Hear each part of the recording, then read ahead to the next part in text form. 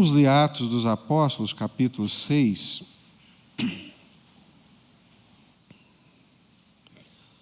Nós nos regozijamos no Senhor. Ele é que é a nossa alegria. Eu sinto falta, sabe, irmãos? Parece que é saudosismo, mas eu sinto falta daqueles dias dos anos 80, né, que Jesus era tudo para nós, e que a gente só falava de Jesus e se alegrava no Senhor Jesus de todo o nosso coração. Mas a gente era pequeno, era de gueto, era excluído, né? Mas à medida que nós fomos crescendo e inseridos na sociedade brasileira e reconhecidos, nós passamos a perder de vista a alegria do Senhor Jesus e a bendita esperança da vinda do seu reino. Atos dos Apóstolos, capítulo 6. Ora, a partir do versículo 1, naqueles dias, multiplicando-se o número dos discípulos, houve murmuração dos helenistas contra os hebreus, porque as viúvas deles estavam sendo esquecidas na distribuição diária. Então os 12 convocaram a comunidade dos discípulos e disseram: não é razoável que nós abandonemos a palavra de Deus para servir às mesas. Mas, irmãos, escolhei dentre vós 7 homens de boa reputação, cheios do espírito e de sabedoria, aos quais encarregaremos deste serviço. E quanto a nós, nos consagraremos à oração e ao ministério da palavra. O parecer agradou a toda a comunidade, e elegeram Estevão, homem cheio de fé e do Espírito Santo, Filipe, Prócoro, Nicanor, Timão, Pármenas e Nicolau, prosélito de Antioquia.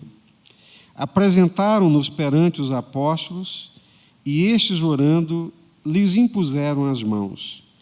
Crescia a palavra de Deus, e em Jerusalém se multiplicava o número dos discípulos.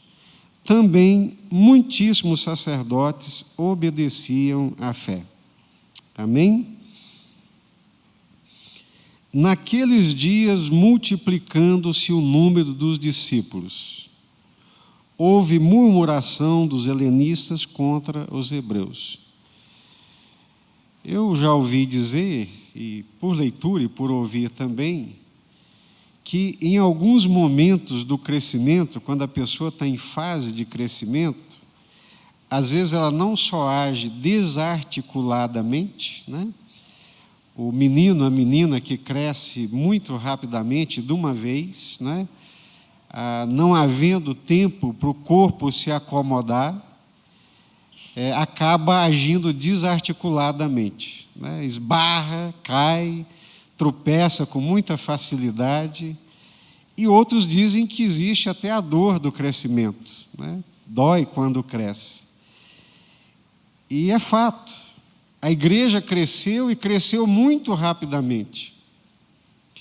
Ela cresceu muito rapidamente, sem nenhuma estruturação. Jesus, ele não deixou nada estruturado. Jesus inaugura um movimento. O movimento tem fôlego, tem vida, ele é vivaz, ele é arrebatador, mas ele não tem vida longa se ele não for estruturado.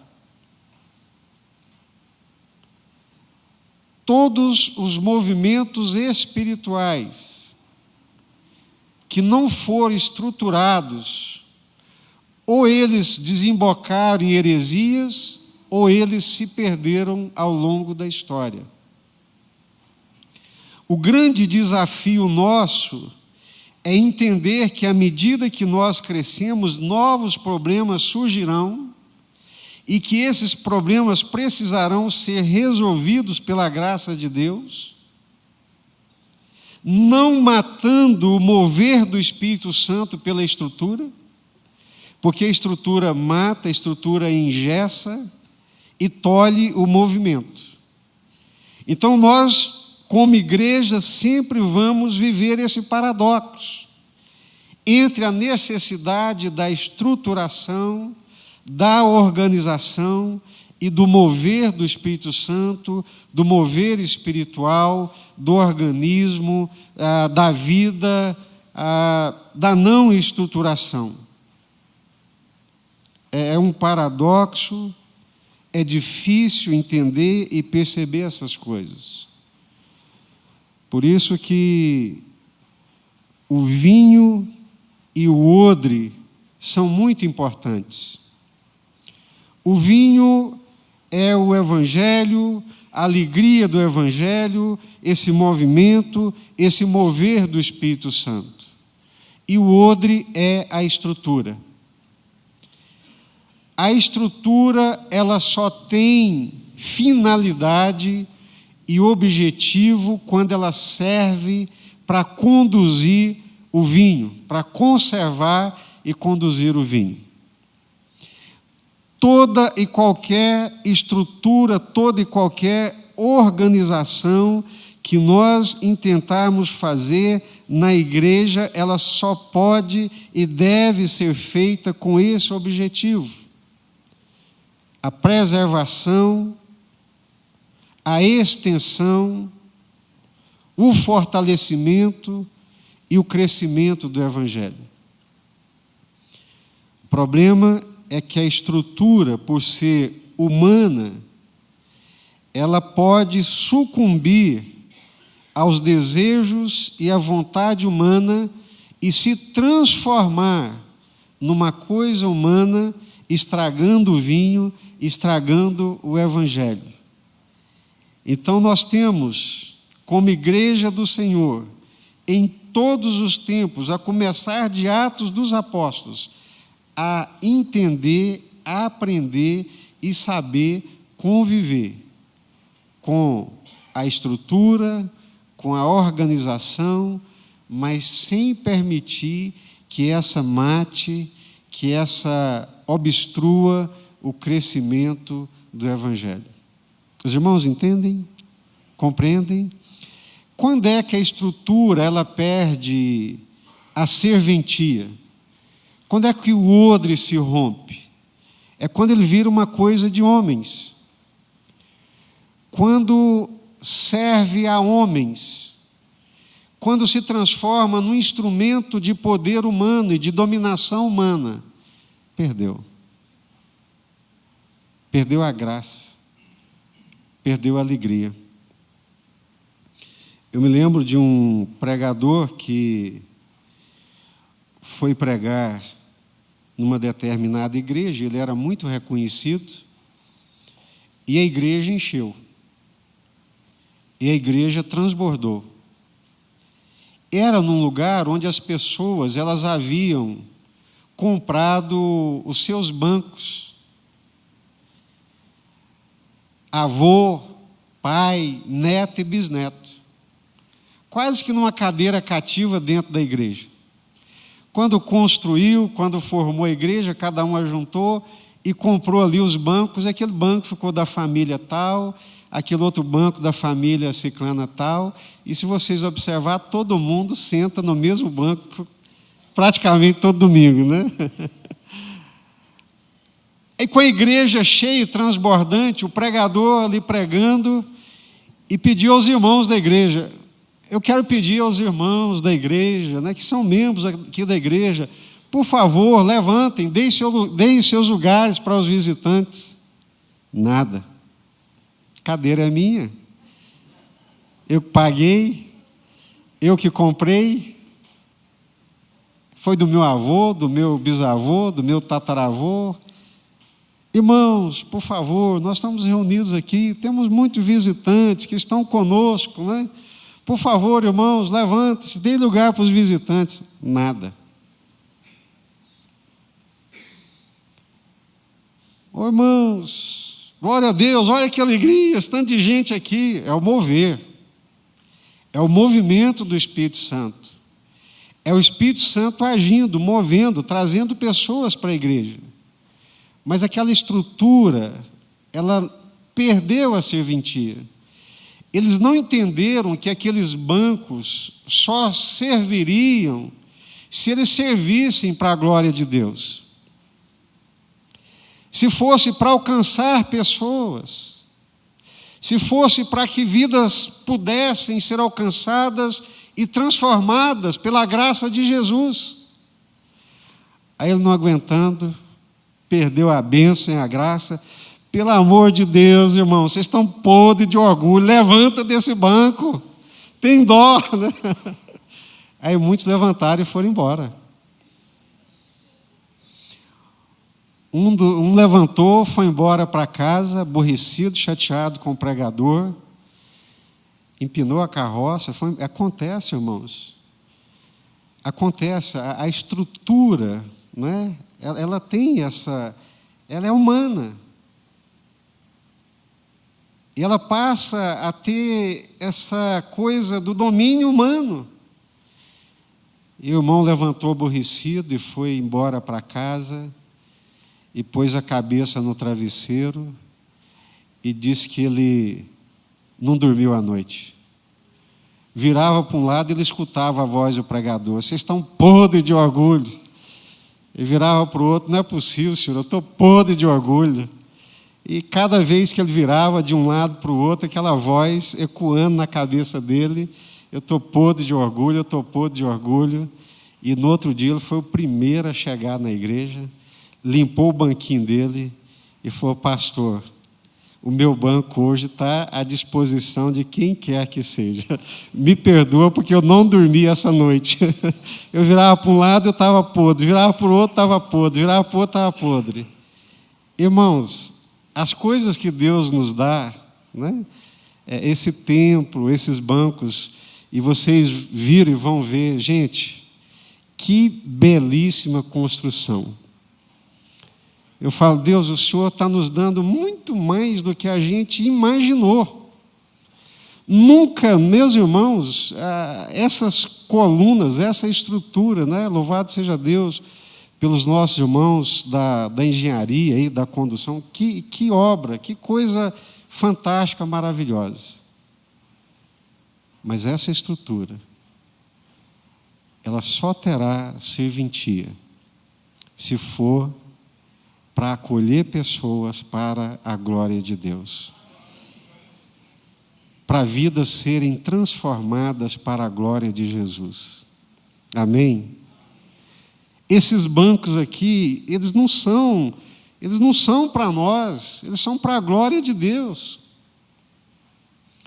Já vi muita gente brigando por causa de som, quem toca, quem deixa de tocar, essa guitarra é minha, eu que comprei, eu que investi. Não, irmão.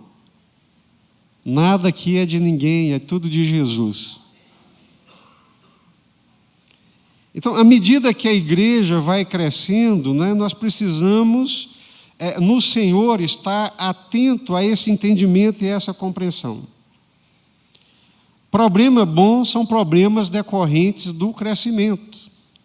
E eles enfrentam aqui um problema e uma grande dificuldade que pode levar a igreja à bancarrota. Vocês acompanharam comigo aqui a leitura do texto? Isso aqui é uma armadilha de Satanás. É um ataque de Satanás à igreja.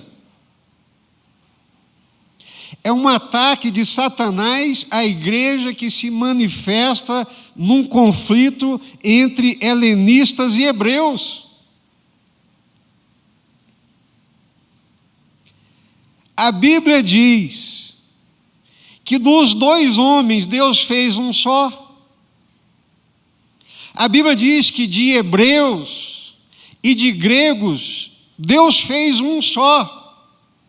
Um só homem, um só corpo, um novo homem, uma nova criação, uma nova geração, uma nova aliança.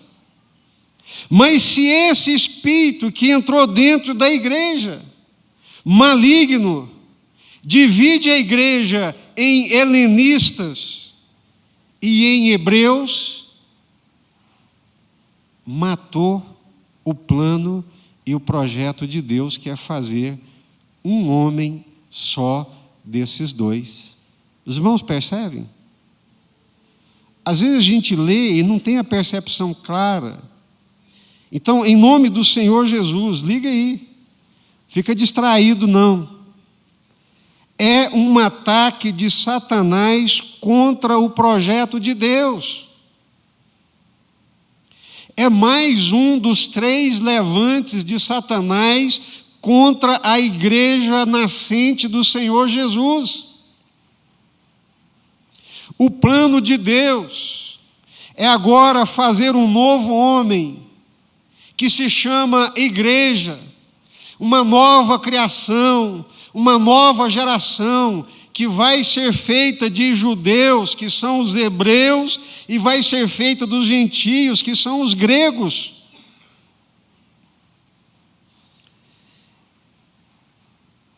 Houve murmuração dos helenistas contra os hebreus. A murmuração, a divisão, a facção, a demarcação de território mata a igreja. Depõe contra o projeto de Deus. É um levante contra o plano de Deus. Porque o plano de Deus é unir esses 2 povos num só, em Jesus Cristo, por meio da cruz. Quem são os hebreus? Quem são, irmãos? Pode falar. Estou falando alto aqui, mas não estou bravo, não. Pode ficar tranquilo. Os judeus locais. Perfeito, Cida. Os hebreus aqui são os judeus nativos que nasceram em Jerusalém, no território da Judéia. E os helenistas, quem são? Exatamente, a palavra heleno. O que é a palavra heleno?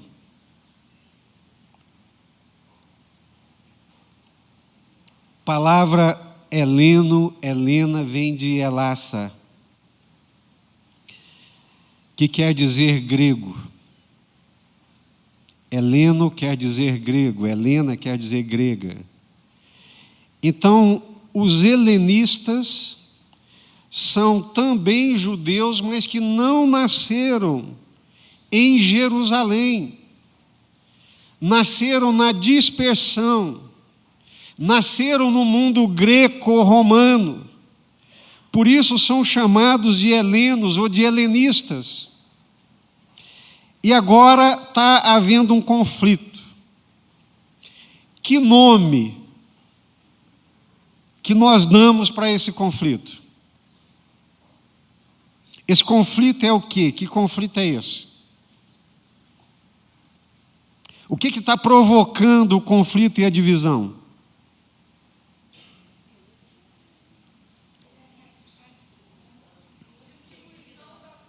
A distribuição das cestas. Mas eu quero puxar um pouquinho antes disso. A cesta é só o estupim. É igual o pessoal postou aí, até o pastor José falou o dia aí nas redes sociais. Soltaram um burro no meio do grupo dos varões. O grupo da mídia social. Sabe da história do burro, né? Que o povo anda contando, né? Então diz que soltaram o burro se soltou, entrou na horta de não sei quem, comeu a horta lá da mulher, a mulher matou o burro, o dono do burro matou a mulher, e o marido veio e matou a família inteira. A culpa foi do burro. Os burros são sempre os culpados, né? Mas qual que é o conflito aqui? É um conflito etnocêntrico. A discriminação está acontecendo por causa de um conflito racial.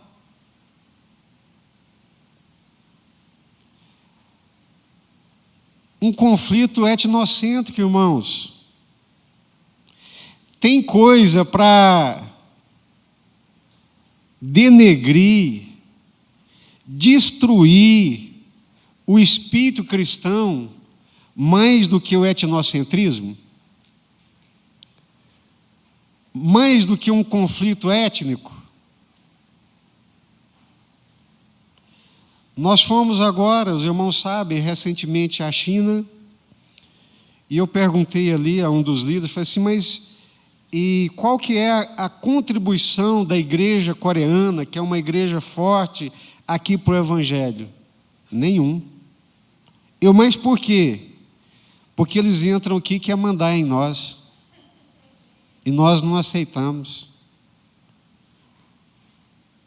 Ou seja, depõe contra o espírito do cristianismo. Olha que estupidez um cristão julgar uma raça superior à outra. Um cristão que crê no criacionismo, no Deus Criador, que criou o homem e que criou a mulher, e que crê que todos nós somos filhos de mesmos pais. Um crente, um cristão, acima de tudo e de todos, não pode discriminar qualquer raça que seja, por ser negro, por ser amarelo, não condiz com o Espírito de Jesus. E é isso que está acontecendo aqui. É um ataque sutil de Satanás. E quando nós lemos aqui Atos, nos primeiros capítulos, a igreja, ela passa por 3 ataques. O primeiro foi a violência física. Uma tática rude, onde Satanás tenta esmagar a igreja através da violência física. Não se iluda, irmãos.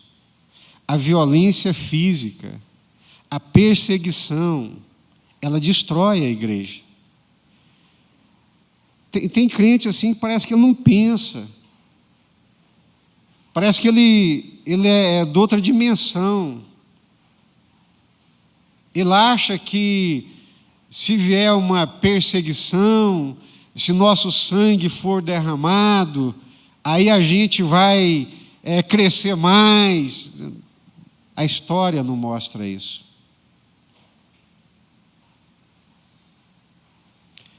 O Oriente Médio não mostra isso. O norte da África não mostra isso. Jerusalém não mostra isso. A violência física, a perseguição física rude por parte de Satanás, insuflando as autoridades estabelecidas para perseguir a fé cristã, é uma forma de esmagar a igreja. E eles são presos, são chicoteados, são espancados, até que nós chegamos à morte de Estevão, em Atos, capítulo 7, 8. Depois nós temos a morte de Tiago.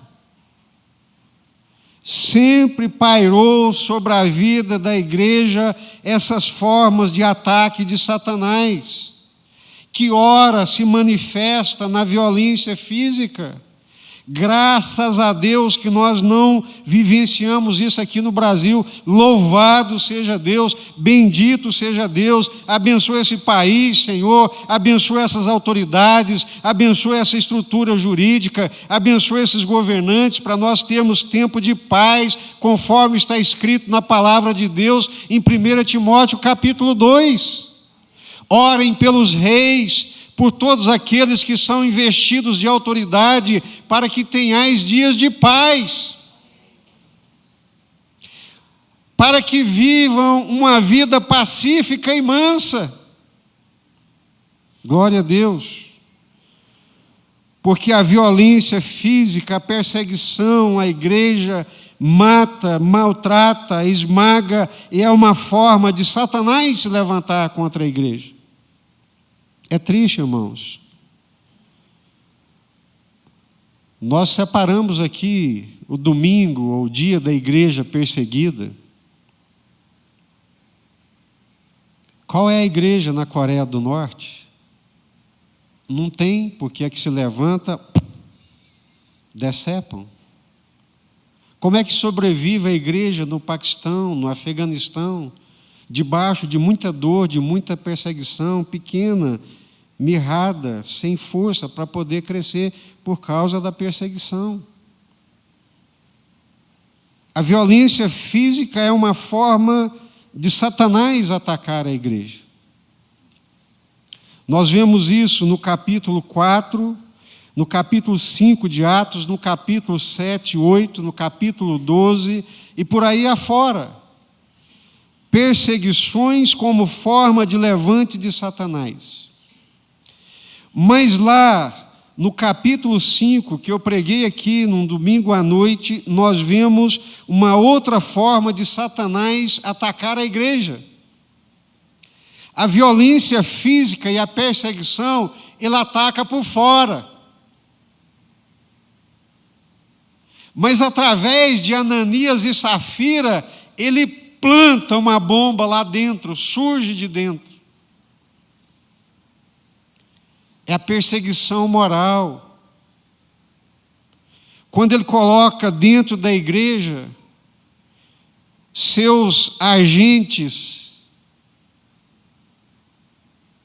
que não foram regenerados, que não foram transformados. Então, é uma perseguição moral. E a gente sabe que a imoralidade, a falta do caráter cristão destrói a igreja. A igreja brasileira é uma igreja fraca. É uma igreja destruída, porque não tem caráter cristão. Não tem verdade, não tem honestidade, não tem integridade, não tem veracidade. Não tem perseguição de fora, não tem violência física, graças a Deus. Mas a perseguição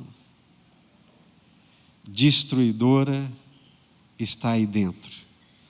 A semelhança de um vírus que ele planta dentro da igreja. É um ataque mais engenhoso. Não conseguindo destruir a igreja com ataques de fora, como a perseguição, ele tentou infiltrar o mal na vida interna da igreja através do comportamento de Ananias e Safira. Mau comportamento dentro da igreja, imoralidade, desonestidade, falta de integridade, impureza sexual, pornografia e por aí vai. São instrumentos que Satanás planta dentro da igreja para enfraquecê-la à semelhança de um vírus. O trenzinho desgraçado é esse tal de vírus.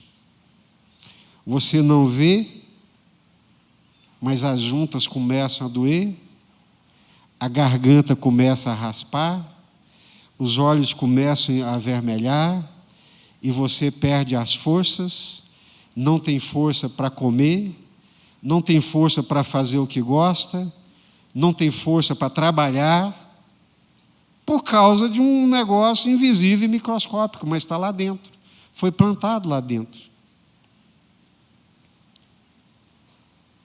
A corrupção moral é um ataque de Satanás à igreja. O crente que não cuida da sua vida moral, o crente que não vive a moralidade cristã, tão apagada, tão diluída, tão questionada. É impressionante, meus irmãos, como o crente casa uma vez, 2 vezes, 3 vezes, e alguns casando 4 vezes. É impressionante como os crentes hoje perderam de vista a moralidade cristã.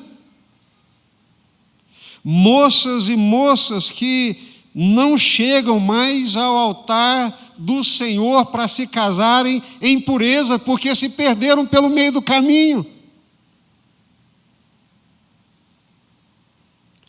Parece um discurso antigo, né? Dinossáurico, ultrapassado. Mas está aí dentro o vírus, enfraquecendo, adoecendo, tirando as forças do corpo, que é a igreja, adoecendo as juntas, não permitindo ela andar. Outros dias me deu uma dessas gripes, que geralmente passam com 5 dias, e essa perdurou por 7, 10 dias. Meu Deus!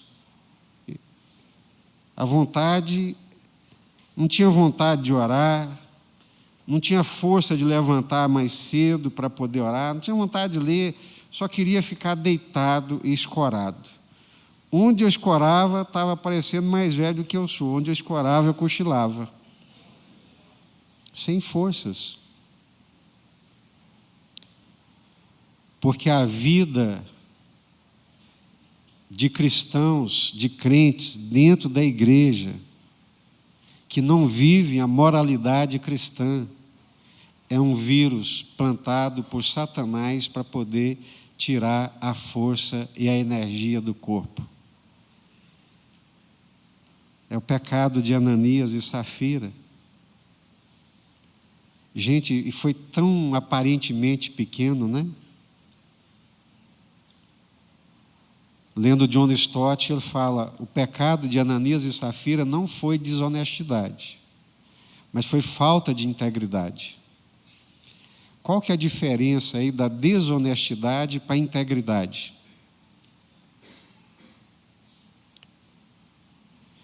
A desonestidade seria se eles tivessem prometido 1.000 e trouxeram 500. Não, mas você prometeu 1.000, trouxe... Não, é isso aí, aceita se você quiser, pronto, acabou. Isso é desonesto. Mas a falta de integridade foi que eles trouxeram 500 e quiseram fazer acreditar que 500 era 1.000. Aí é questão de integridade. É a pessoa, vou dar um exemplo grosso aqui, né? É a pessoa que ganha 10.000 e o dízimo dela seria 1.000 e ela dá um dízimo de 500. E quer fazer a igreja e a liderança acreditar que ela não ganha 10.000, que ela ganha 5.000.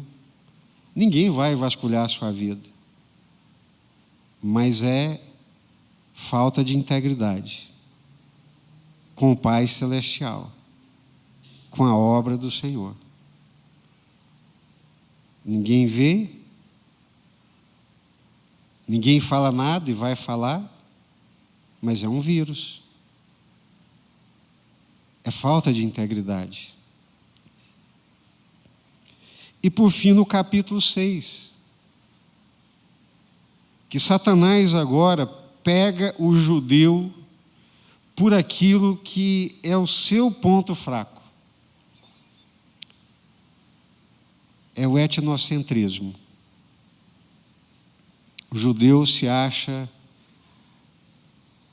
a melhor raça do mundo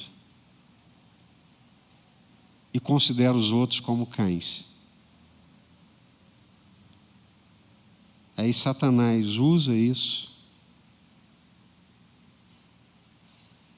esse sentimento xenófobo, etnocêntrico, para poder destruir a igreja de Jesus.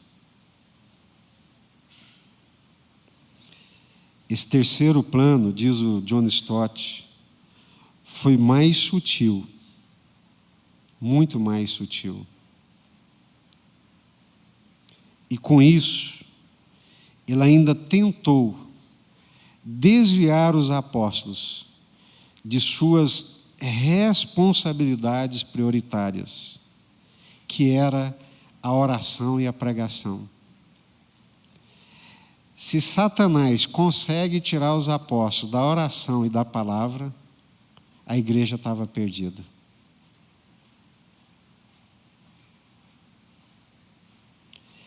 Ele lança aquela sutileza os pobres, os necessitados, que são coisas importantes e fundamentais, e que a igreja tem que preocupar e que a igreja tem que cuidar. Mas é uma armadilha. É sutil, mas é uma armadilha. Era para distraí-los. Era para tirá-los do seu ministério. Do ministério que o Senhor Jesus havia lhes confiado. E se eles se entregam ao ativismo, de corda aqui, corda acolá, não, gente, não pode, vamos resolver isso, vem cá, fulano, ciclano, beltrano. Mas é o Espírito Santo que ilumina a mente, o entendimento, que dá sabedoria. Espera aí, gente, tem um problema, ele é real, mas nós não vamos deixar a palavra e a oração para poder cuidar da distribuição e suprir as necessidades dos aqui presentes. É por isso, irmãos, que no ministério as pessoas precisam realmente entender qual é o seu chamado. Eu já vi muitos pastores que dão de engenheiro, né? Eles palpitam do início da obra até o fim. Às vezes dá certo, mas às vezes o teto cai. Porque não foi chamado para aquilo.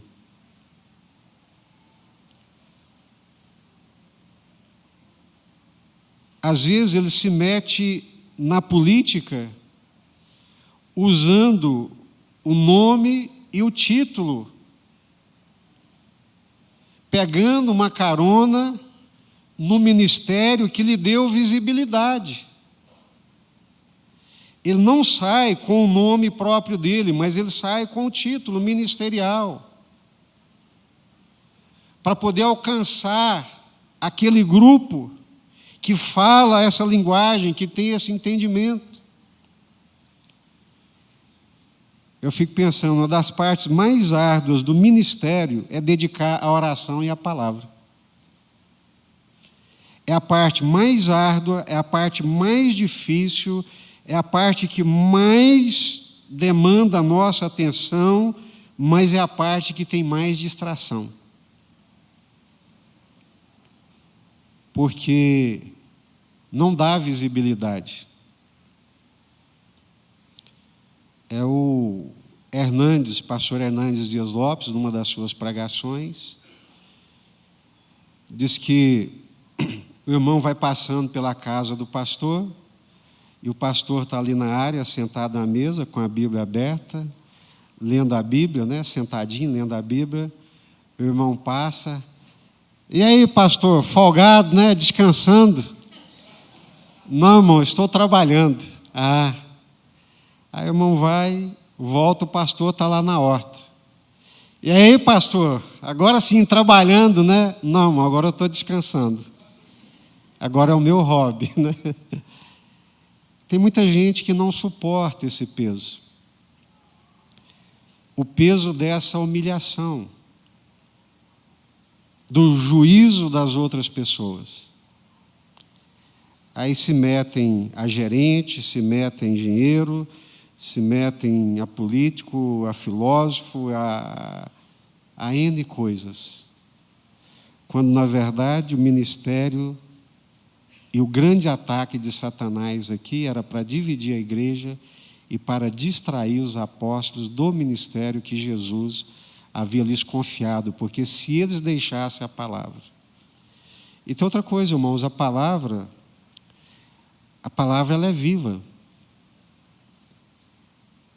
Se você tem comunhão com ela, ela tem comunhão com você. Se você a deixa, ela também te deixa. Quando nós temos comunhão com a palavra, ela flui, ela borbulha. Você abre a boca e o Espírito Santo tem no celeiro de onde tirar. Quanto mais você dá para ela, mais ela te dá. É um trabalho, é um esforço de dedicação. Aí os apóstolos dizem: não é justo, não é razoável abandonarmos a palavra de Deus para servir à mesa. Escolham ir, irmãos, para fazer isso. Mas tem que ser irmão cheio do Espírito Santo. Irmãos, para servir a Deus, na obra de Deus, para fazer as coisas de Deus, pelo amor de Deus, por amor de nós, sejam cheios do Espírito Santo, porque a carne é alimento para Satanás. A vontade humana, a imposição humana, o domínio humano é carne. Escolham dentre vós homens cheios do Espírito Santo, cheios de sabedoria e de fé, e eles serão encarregados desse trabalho. É um ministério tão digno quanto o ministério dos apóstolos de pregar a palavra e de orar. Por isso que tem que ser pessoas qualificadas por Deus, cheias do Espírito Santo de Deus. Amém, meus irmãos?